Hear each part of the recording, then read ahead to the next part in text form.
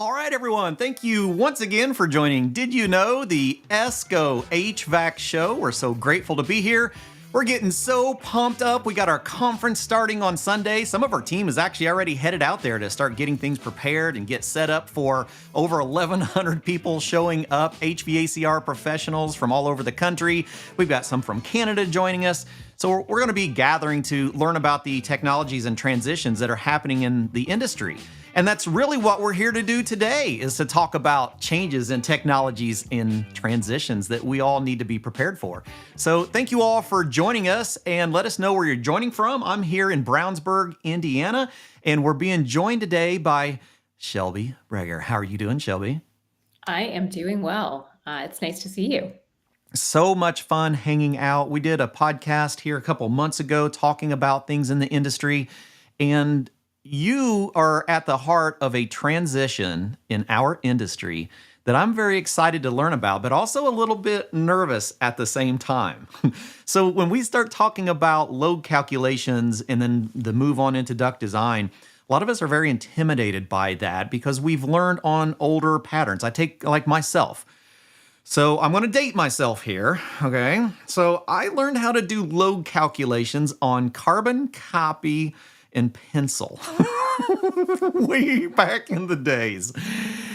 And then I moved into the service side of our industry. I spent almost my entire career in the field on the service side and didn't do a lot with load calculations. We'd have some custom homes every once in a while. So I was still doing my old school, take me a couple hours to do a load calculation. And that's really been my perspective. Even when I started teaching it in the class, I really wasn't great. I was okay at it.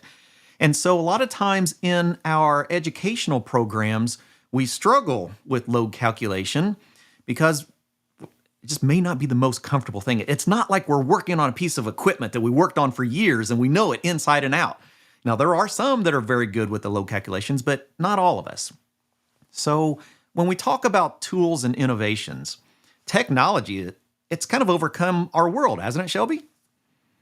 It has, but not to a level that is overwhelming yet. I think there's still so much opportunity in every industry, especially HVAC, to really support people in the field. Because when you look at what's out there in supporting healthcare professionals or supporting other industries, every single workflow that they do has some sort of technology supporting. And when you look at HVAC, there's so much opportunity to do the same thing. And there's been such a wave of awesome innovation to support that. But I think there's a long way to go. This is the beauty of this trade, is that nothing's going to replace that person in the field doing this work, but it's about supporting and augmenting their capacity.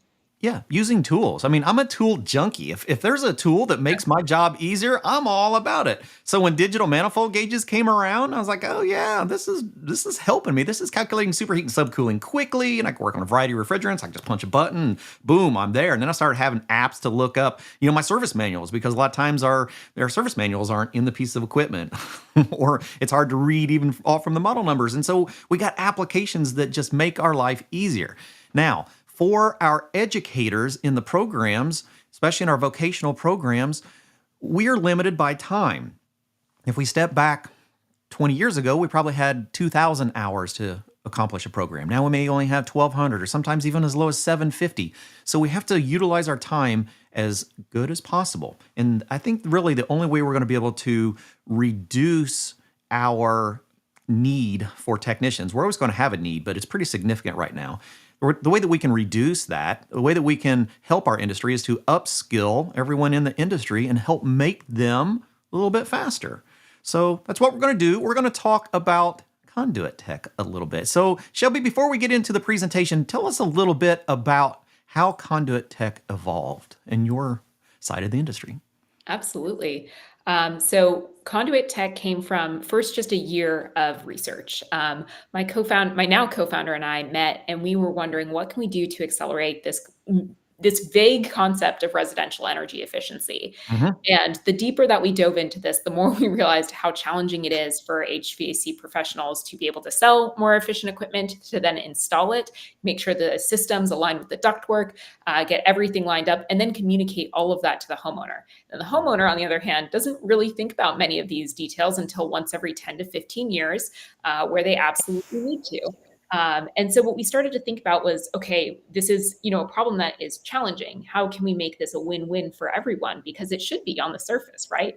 It should Mhm. absolutely be a win for homeowners to adopt more efficient equipment, contractors to sell more efficient equipment, and then for our grid for it to be more stable. But the more we learned, the more we realized that there are so many other things going around in the mind of an HVAC professional every single day. And this is where we started to really focus in. We kept talking to folks, and they would say, we spoke to hundreds of contractors before we even started the company, just Hmm. asking what's on your mind? What are some of the biggest challenges? And what we observed was this huge tenacity of, well, we've always made do. We can make do with what we have. But the deeper that I dove, the more I was like, no, no, no, really, tell me what's really painful in this job. And it's like, Hmm. well, hard to resource our teams well. We're constantly having new team members join. It's hard to find people with experience. It's challenging to be able to communicate to homeowners and sell high efficiency equipment. It's challenging to get all of the pieces done for a permit. It's challenging to make sure that you can design the right system and make sure there's no callbacks. There were so many pieces that were challenging, and I can't say that we at Conduit solved them all. But one thing that we realized is there's so much opportunities to support the professionals in the field, but it doesn't surface until you dive really deeply in those conversations. So maybe that's a great segue to some of the themes that we kept hearing, which Sure. was summarized as like this ongoing need for design and commissioning. I think Oh, this is man. something we talked about quite a bit actually Mhm. on the Measure Quick webinars. Is the Mhm. equipment is changing so much that it's not just about design, but it's also about how do you commission it. The second is it's not just about the equipment and the refrigerant changes, which you'll see as the third one that are upcoming, but it's also that there's a shift in consumer demands and then regulatory pushes towards heat pumps and more efficient equipment, tighter homes. All of that is actually changing what our design process looks like and what our system selling process looks like and how we communicate all of that to the homeowner. So the more we dove into these changes, the more opportunity we saw to really support the contractor every step of the way. Yeah, all three of those topics we're actually going to be discussing with members of the Department of Energy and a variety of their different partner associations at our conference. Explaining from a very high level that our industry is moving very rapidly and we all have our own duty to stay up to date with what is changing. So everything you're saying here is going to be completely validated going forward. Absolutely. And for us, what we've focused in on is really the system design piece. We Mhm. started with what's the one area we can start with and support, because we don't want to do many things poorly. We want to do one thing to start off with really well, and then keep doing other things really well. Mm. And that's where we started focusing in on is how can you build value around your system design process. We spoke to so many people who are like, one, it's hard to get my technicians to learn a load calculation process, but even if they did, we couldn't spend 2 hours on every single job we do running a load. And it makes complete sense. Actually, I'm just seeing this comment on the screen right now and I can't help but read it. I have to relearn every time. And it's absolutely so true. I went to an 8-hour training on one of the older software programs out there, and I left being able to create a floor plan. And it was a great floor plan, but it's really hard to remember and all the motions both in the software and then the theory. You need both. But being able to tie them together well is so challenging. And not only is there that like technical, like what are your tools to do this piece of this, but it is also a question of what can you do to be able to showcase this to the homeowner? Because often that Absolutely. work that's being done on a desktop computer is the homeowner's not seeing it. They're really lucky that you're doing that work for them, but they're not Yeah. seeing it. Yeah. So it's They're not absolutely sitting in front of you at 2 o'clock in the morning when you finally finish it. no, no, no, no. Yeah, it's mind boggling. Mhm. Okay, fantastic. And everyone joining, we have a great group today. Please let us know if you have some questions along the way. We'll be happy to answer some questions. We're going to be doing a live demo here in just a little while to show you exactly what we're talking about. There's a lot happening here that is going to be unpacked and go, oh my gosh, I can't believe it's this simple and that we're using my phone and technology in it. So, yeah, you're going to be very intrigued here. Absolutely. And so delivering on that, so technology can not only help you deliver on the quality, the work that you want to do, but it can also engage your customer as you go. Mm. And so that's what we'll focus on today. Load calculations as a tool to drive customer engagement, the quality work that you're committed to, as well as sales.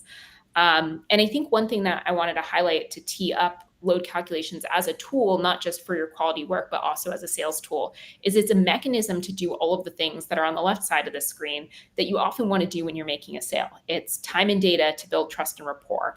It's a new tool to communicate what your value is when somebody's never thought about how different their HVAC professionals can be, and how high quality the work can be done.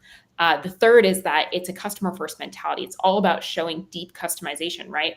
Everyone here knows that every home is a little bit different. It all has their little nuances.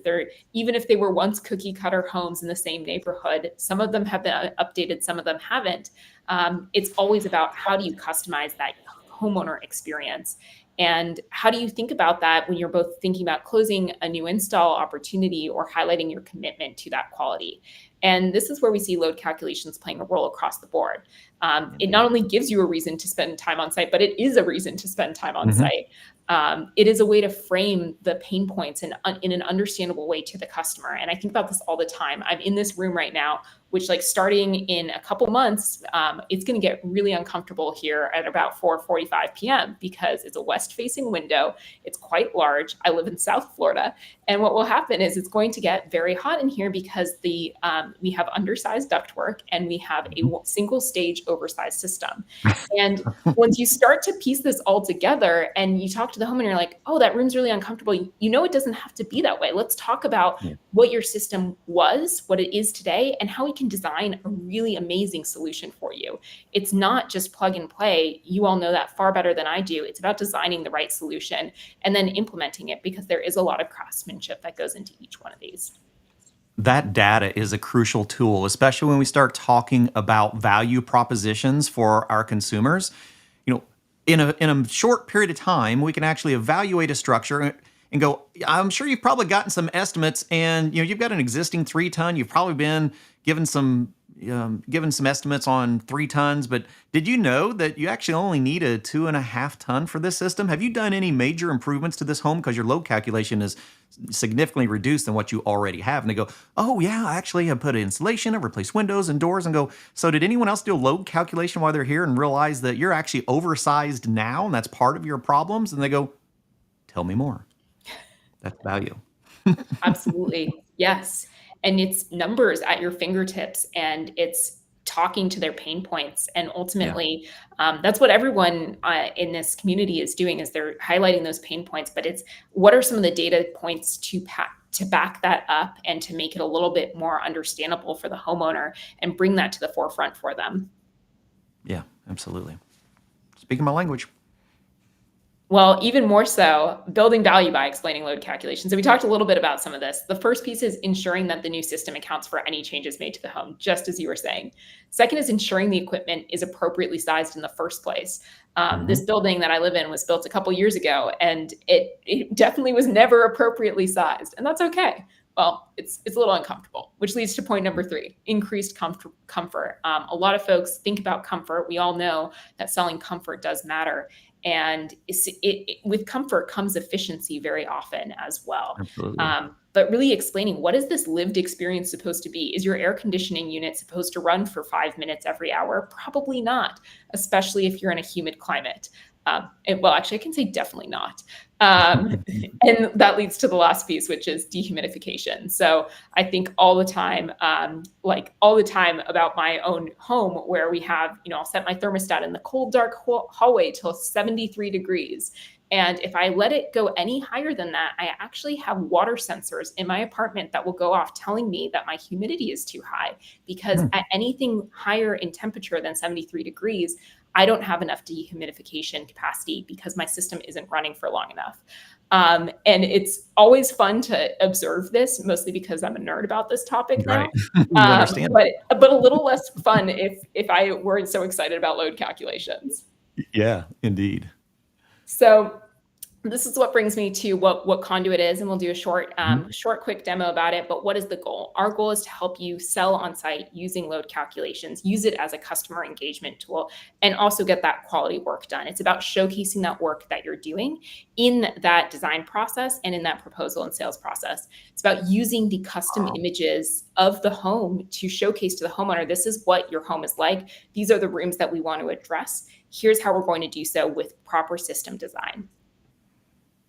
And then Hmm. lastly, being able to communicate that with your install team. I was talking to somebody today who's like, I've just been waiting for this to be able to hand this over to my install team. Here's what you're walking into. Here's the model of the home. Here's the layout of what this looks like. Here's where we want to place these units. Let's go. And that is one of the things that we are constantly building towards, is how do we ensure that we are helping set up the person who's in the home designing that system, and how do we help set up that person who's installing the system as well and help support that handoff.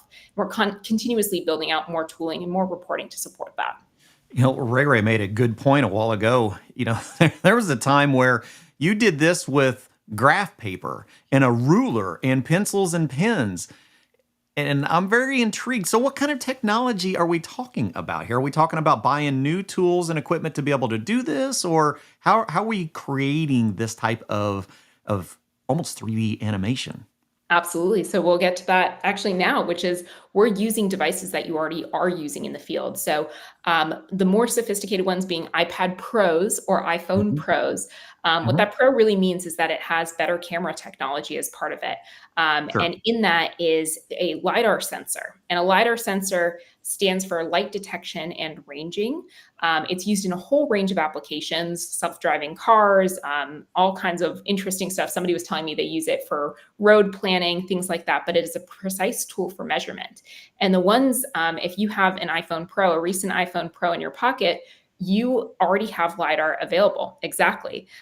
You are able to use that to be able to form like these augmented reality worlds. And the way that this works is it's sending light beams out from the back of the camera, measuring how long it takes to bounce off, and take the time that it takes to come back.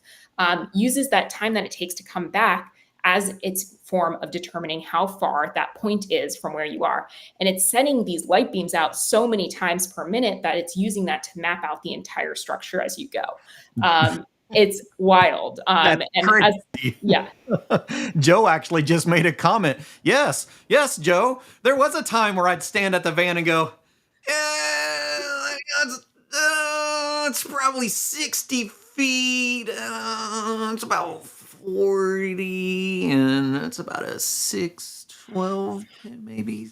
Yeah, Joe, there were definitely times where I didn't even imagine to have technology like this. So we've entered a very interesting place in our world. We're already using tools for tracking our jobs. We're using tools for tracking our measurements on our refrigeration system and our temperatures and our pressures.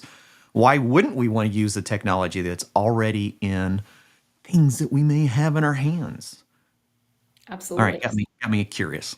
No, let's do it. Well, I think there's no better segue to our demo than this. Okay, well, we'll do that. I will bring these out of here and we'll bring in a video demo and kind of walk us through so we can see. Yes, I'm old school. Yes. All right, so let's walk us through. We'll see what we've got here. I think we're playing. I think. Hold on. Let me hit the play button. All right, let's bring that one up separate. There we go. Okay. Fabulous. So what we're going to take you through is a recorded video of what the platform looks like today, which you'll see right Mhm. here. We got a list of all of the jobs that have been recently done in this portal. And you can visit and review, edit any existing job. You can always go back in time and adjust projects that you've already been to. But what we're going to do is we're going to build a job from a template. And what it's going to do is it's going to start by selecting the template based off of where you put your address in. And so these templates are options. We have 3 ways to start a job. You can start from our job wizard, start from scratch, or start from a template. But the template is the opportunity to type in the address and then pull in a template that's available. So I'm going to start off by typing in a job address. And what we're going to do is make sure we get consent from the homeowner before we continue, just to make sure, we're not taking any photos or videos. We're just capturing dimension data before we move on and then pull in a template. And apologies if it's a little blurry. It's showing a little oddly on my end, but that is okay. This would otherwise be an eyesight test anyways. Right. So we pull in our template, which is going to pre-populate some of our variables here. What it's going to do is it's going to predefine our walls, windows, doors, floors, ceilings. And I've essentially created these templates, which any team can do, to define what's most common in my area, either by time period, by floor type, etc. And we're also going to pull in ASHRAE design data, which you just saw in that pop-up, our infiltration levels right off the bat based off of age. But all of this, we're pulling in information from both property data and ASHRAE 2021 design data so that we can start from the most informed position when we start a job. So we're pre-populating as much as possible, but you can update everything. So you can get as granular as you want before you start scanning. And you can always go back and change it too, which is the fun part. You can always go back and say, we added insulation to the ceiling. Now let's go back and let's actually see what this does to our load. Oh man, yeah, this is a before and after. Amazing tool. Exactly. Ooh. And so this is just going to be a quick clip of what it's like to scan. This will just be a scan of one room. What you do is you start by creating a visual of one wall. And then as soon as you have that next wall, you keep moving around and you see it moves quite quickly and starts to map out as you go with those white lines populating, that 3D model populating at the bottom. And now you're done. So you can accept, you could redo this if you wanted to before moving on. You can go very fast. So it takes me about 10 seconds to do the room I'm in, which is about the same size as that one that you just saw, before we move ahead. That's crazy. Absolutely. So a 2,100 square foot home, going to take about 5 minutes to scan at most. Okay. I should have tried it before, but I probably... You'll try it after. Yeah, I wanted to wait because I wanted to walk into it like everyone else is walking in right now. And I'm sure there's a lot of people out there going, are you for real? Absolutely. Well, then the last piece is you have your reports. So Yeah. you have both a customer facing report and an ACA certified manual J report, but we got our 3D model, our 2D floor plan, and our loads. And then on our manual J report, you'll see the wonderful powered by ACA manual J logo at the top and all of our summary details. Are you serious? Yes, indeed. I take no credit for it, though. That is just our incredible engineering team that drove that forward. Okay. There's going to be a lot of... I'm already got... Ray's got a good one. So like windows. So it's when you're going across a wall, it's actually looking at probably reflections through the glasses and it's validating like dimensions of windows. Absolutely. So it is, as you are scanning, what's happening is it's capturing the dimensions of windows, and it's also capturing the orientation because there's actually a compass in your iPhone, in your iPad. There's already those compasses embedded in those devices. Yeah. So we're mapping the two together. And so what we're doing is we're using your input that is really critical, which is what is the materials of that structure? Is it double paned? Is it triple paned? Is it, is it low E? What is the window structure? That's the part that only the professional can do for now. Technology isn't smart enough yet. No. I mean, there's no way that well, I'm sure at some Maybe point. one day. You're right. But we'll give you the assumptions and defaults based off of age. You update them, and then all you need to do is scan that window. We'll map the orientation, the sizes, and those window attributes all together for you. I was going to see if I can rewind this real quick, and I think I might be having some internet issues. Yeah, I mean, isn't that crazy, Murph? I mean, I was in there hitting that too, Daniel. Sorry about that. So it makes sense that we got a gyroscope in it already. Why not utilize that as we're walking around? So orientation is really kind of maximized now. Because I've seen some early technology that could do some LiDAR mapping, but it wasn't very accurate. Had to be on a tripod, had to be very balanced. It was not a easy system to work with. No, it certainly was not. And I think the other thing is that it was expensive, right? Yeah. Oh, incredible. Matterport is a phenomenal company that builds some really cool technology, but it's not every day can someone afford a $3,000 device that they carry around with them. And we all make the choice to buy, the $900 iPhone that we finance through our cellular companies, but that's the one that we already are making the choice to buy. And I think that's where we saw a huge opportunity is built for the technology we're already carrying in our pockets. And hi, this is Brett. The most use of it. Absolutely. I got to go back and I got to watch that again if I could bring this up because that was quite intriguing. All right. While I'm trying to bring this up, any questions out there that you would like to ask Shelby? Because I've got plenty going through my brain, but I actually want to see that thing in action again because that was, incredibly intriguing to see how we're simply using modern technology in our phones, in our iPads, to be able to do LiDAR scanning of our rooms. All right, I think it was past here just a little bit. All right, and so we are app-based, Shelby? We are app-based, exactly. So you leverage just an app download on an iPad Pro right now. We are releasing an iPhone version soon, but this enables you to be able to scan that structure using those devices that are already applicable. And somebody just asked in the chat, ceiling Yeah. height. Yes, we're capturing ceiling height. So one of the things that you may have noticed in that motion is that we were pointing up and down the camera lens. And when you point I up and did. down that camera lens, what's happening is it's capturing the top to the bottom of that structure. So if you have multiple ceiling heights, it'll capture that too, but it's capturing that. So you're also getting volume as you go. Okay. I think I might be back there. Yeah. There's a good question. All right. And we don't have to get in that if we don't want to, at least be able to direct people to learn the resources. That's entirely up to you. All right, here we go. Absolutely. All right, so that's what we're doing then. So in that device perimeter, so it's actually showing you where to use your camera in that vicinity. Absolutely. So it's going to coach you to create that first wall. And that's what I always do when we're training our users how to Yeah. get comfortable with scanning is you want to create like one wall. So you want to start from top to bottom and then you want to create the rest of that wall, move it around the room. And that's what you're seeing in this video here too, is first she creates one wall. And then as soon as that wall is done, you keep moving. And then you keep mapping as you go. All right, now let's say we had a tray ceiling or a cathedral ceiling. Does it actually look for the separate lines and heights of those as well? It does. So it does look for the separate heights. It does Uh-huh. assume, as of right now, it assumes that it's a flat ceiling height. But what it's going to do Yeah. is it's going to take the average between the highest and the lowest ceiling Mhm. heights. And then what we have built out in our platform is the ability to then go back in and manually adjust it and calculate the appropriate surface areas and volumes if you want to get that precise. We know a lot of Ye- folks like to stick with average ceiling height as their method, which Yes. is the default. But if not, and you want to get quite precise about the surface area of that ceiling, as well as the very precise, like here's, the top, this is the peak, this is, it's 10 feet, it's 17 feet, you can always override as well in the platform. Okay.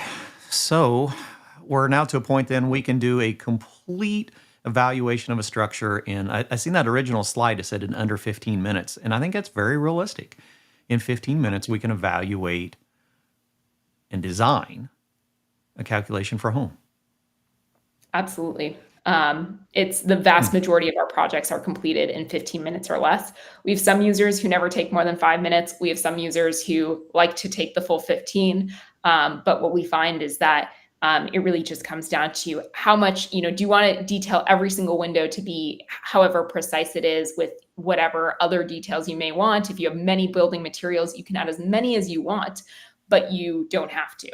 And so it's about what the level of granularity that people pursue, but really the scanning takes about 5 minutes for 2,100 square feet and you're good to go. And I noticed when you're going through the different files, so this has now become a shareable file that you could send to homeowners, you could send to other members of your team, engineering, anyone that is interested in looking at what those actual dimensions are. So even from a technician, if I wanted to do a scan and send it back to my company for evaluation, it's that easy just to share a file. Absolutely. So it will right now share as a PDF. Is the first way that you can use right off the bat. So you'll share it as a PDF. That's the first way that you can do it. And then the other thing that you can always do is go back and edit it thereafter and then change it from within the application. That's how it works right now is you edit it directly from within the application. But you can then always change those results that you get. And you can always immediately send the PDF results as soon as you're done. Okay, so like Joe was asking about adding additional people, essentially you're really just adding additional heat loads. So we could manually go in and add our heat loads for additional people. So we can show it as an empty space or an occupied space, either one. You could. What I will say is somebody mentioned that this is thinking about a church. One of the Hmm. things that this is designed for is residential and light commercial buildings. So once you start getting into something that's going to be, 7,000, 10,000 square feet with really, really tall ceilings, one of the challenges that I'll be transparent about is that your sensors are only so powerful. And so they like to True. be about 5 to 15 feet away from your closest wall. And so once you get into some of those bigger structures, depending on what type of church, if we're talking about an old school 1950s church, or if we're talking about one of the really large ones, a really large one, maybe not as perfect, but it is something that I would say is really designed for some of those residential and light commercial structures. Yeah, absolutely. Particularly in our residential. I mean, I think about this, going forward, we're going to be spending a lot of time talking about inverter technology. We're going to have a lot of IRA incentives that are going to encourage homeowners to improve the performance of their structures. So, window and door incentives, insulation incentives, heat pump incentives. And so we have the opportunity to look at structures and reevaluate what those load conditions are to be able to get an optimal size equipment. So it changes the amount of time that it would take for us to evaluate what a structure is. And so I see it from two different perspectives. I see it as an incredible tool for a residential contractor, but I also see this as an amazing tool for a classroom. Could you imagine preparing your technicians who already know technology, your students who already know technology inside and out, and go, by the way, we're going to help you understand these structures when you get to the workforce? You're going to have a tool that everyone around you is going to go, wait a minute. Where did you learn that? I want to know what that's about. Yeah. Absolutely. Yeah. Okay, we're gonna have to continue that conversation and do some demonstrations. I'm gonna have to do a live demo of this sometime because Please. yeah, Yes. you've really got me intrigued because I think about it from the educator perspective, going, okay, if I want to teach load calculations, this is the way that you do it. You save time, you use innovation. Okay, all right, I like it. And that's the thing though, it doesn't obviate the need for theory, right? We still Mhm. wanna train on how do you evaluate the building envelope? How do you make sure that you're updating the right inputs, the part that only you as the professional in the field can do? And I think that's where we see this is really similar to the topic we were talking about at the very beginning is it's all about enabling the person in the field to feel confident doing the work that they wanna do. And it's a tool to augment more than anything else. But I think that it's for us, we love when educators use our platform because we Yeah. get to show, look, you can do this high quality work that you want to get done for your customer, but it doesn't have to come at the cost of your time and your ability to serve as many customers as you need to, because it's simple enough and fast enough that you can do on site. Okay. Is there any other slides? I know we went through. Did we go through all of your slides, or things We that you still want to share and go over? we cruised through them. Okay. Wow. We're so excited to get to the demo. Yes, we were. All right, Shelby, let's talk about resources for connecting with Conduit Tech because there's going to be a lot of people wanting to know what are their opportunities. So I am going to share a couple different things with everyone. It's going to take you to the same place. So if you grab that QR, it will take you over to the Conduit Tech website, which I've got listed on the bottom. Let's talk about how to get connected with Conduit Tech. We're definitely going to start at the website. What are we going to find at the website? Absolutely. So on their website, you'll find information all about the platform. You will also find a ton of resources about load calculations, about different sort of webinars, different things that have been offered in the past. And then what you'll also have the opportunity, if you want to, is to book a full demo. So if this little demo opened up more questions for you than it answered, we can go over any of those details that you have questions about while you're in the home. So absolutely, I would say book a demo, learn from our team. We'll walk you through it and make sure all of your questions are answered is probably the best way. Although you can also reach out to us directly if you want to ask questions at info@getconduit.com. That will also be listed on our website on the contact us page. Okay, and that is a good question that came in, Ray. Is since it's using geo tracking, is it also showing like on our walls and on our design the directions? Absolutely. So when you are scanning, it's going to show at the top where you're scanning, what Mhm. direction we are capturing as you scan. So we're going to pull in the orientation. You're also going to see that on the Manual J report. When you look at it, you'll see the orientation of each of the area of each window. So you'll see all your north windows. You'll see the total area of all those windows grouped on that as well. Okay, I was thinking I wanted to run over to the site just to be able to show it because I was skimming through some things earlier.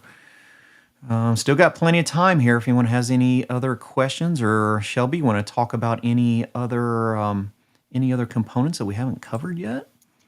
What I will say is that we're continuing to build out and we continue to seek feedback on what people want as the next sort of step in this process. For us, it was so critical to get ACA certified because we work with so many contractors in states. I believe there's 29 of them where ACA Manual J is the standard for those building permits. But we are continuously building out the features and functionality that we add onto the platform, including new visualization tools to help envision where a mini split might go in on your walls, comfort surveys that are Ooh. built into the platform. So we have tons of new tools that we're continuously releasing to really help the professional in the field stand out on site, but also show to the homeowner what it really is going to be like when they come in and install. Yeah, I love the idea because we're going to see a lot of ductless applications. So now you're working very closely with ACA. So this is our home page. And I noticed on there that you have the announcement for the press release. So tell me about that integration, if there's a little bit more. I know we've mentioned it a few times, but how the software actually integrates into our ACA program. Yes. So what we did is well, I say we, but it was our incredible engineering team built over 200 product features to be able to submit for ACA certification. And what that meant was our team became an expert at reading the Manual J textbook and really translating those words into code. And what we now have is have gone through a rigorous process with the ACA team, and we are super grateful because we received the Powered by Manual J approval from ACA, so that all of our reports are certified. And so that means that when you are submitting for a rebate in places like New York, Yeah. Massachusetts, Colorado, California, you can use our reporting. And it also means that in places where you're just submitting your local permit for your retrofit project, you can also do that as well. And you can use the outputs of this report as part of that because it will be compliant. And that was one thing we really realized from our early customers was how valuable that would be to them. Yeah, that is definitely a big tool going forward is being able to implement that directly into that process because we're going to see a lot more things from ACA, especially when we talk about quality installations. And so now we actually have a validated software we can just upload right into it. Absolutely. Paul had a good question too. Is so we seen the demo of how we're bringing all the walls in the rooms into the structures. Yeah. Does it automatically integrate, or do we have to manually integrate the rooms into the final um, 3D Good animation? question. We merge them all for you. So Hmm. you would scan each room. If I were scanning this apartment, I'd scan this room, then I'd scan the next room. I'd scan them all as separate rooms. That's probably going to be the most accurate, though you can scan multiple rooms at a time. But I'd scan all those rooms separately, and then I'd hit merge, and they'd all merge together for me. So they'd create one full floor plan at once. Okay. Now, do you have a list of tools, of phones and tablets that are capable of doing this? Yes, I do. I only have it in email form, but I really should put it Okay. on the website. So that is a great learning for me. But if anyone is curious, I can comment them in the show notes, and I can also share them directly if anyone is curious about learning more.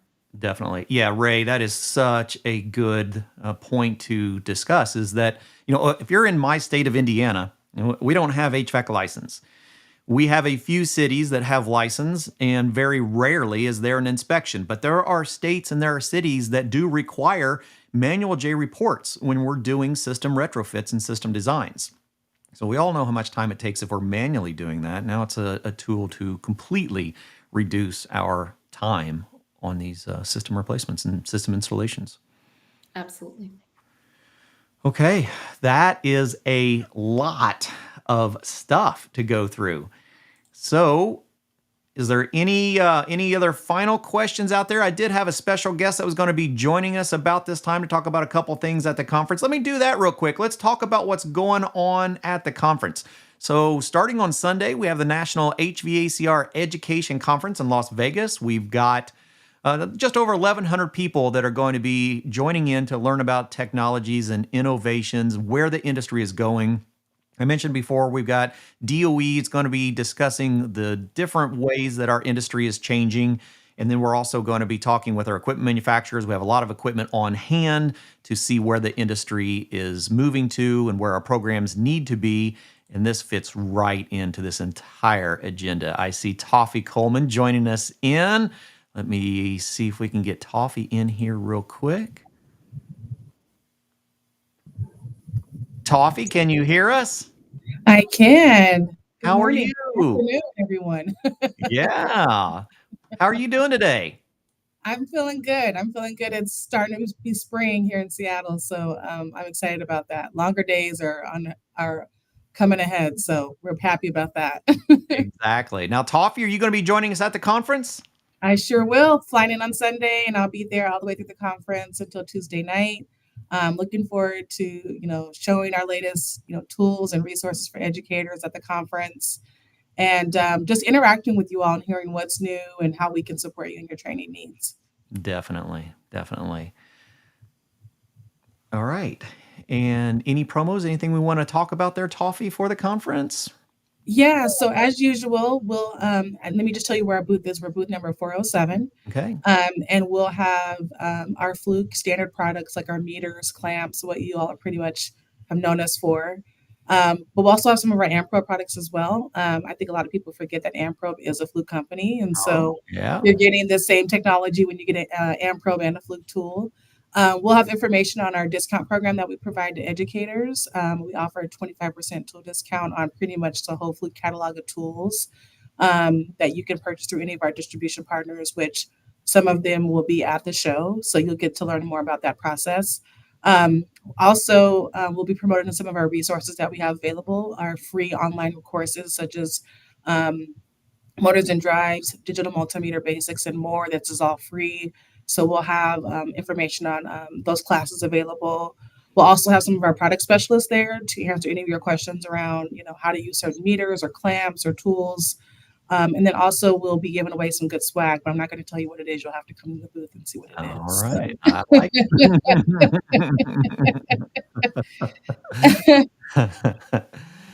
All right. Well, this has been a lot of fun. Got to learn about new technologies. We're going to see some more at the conference.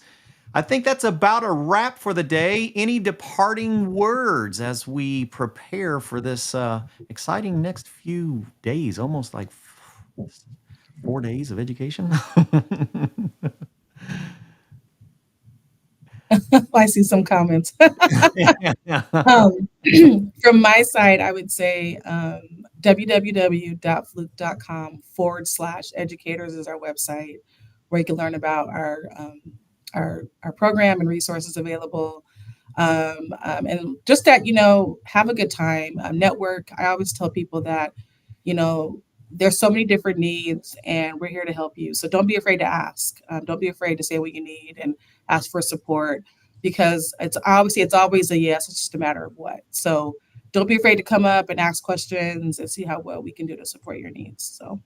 All right. Sounds good. Look forward to seeing you there. Shelby, I can't wait to see you in the near future sometime at a show, do some more demos. 'Cause I've got to test this out. We might have to do like a live walkthrough sometime soon. I see that one coming. Absolutely. I look forward to it. All right. Well, thank you all for joining us once again on Did You Know, the ESCO HVAC show. I think we're going to take next Thursday off since we're going to be at the conference and it's going to be crazy. People will be flying back. So we're going to take one for a break and then we will see you all the following week here at Did You Know, the ESCO HVAC show. Bye, everybody.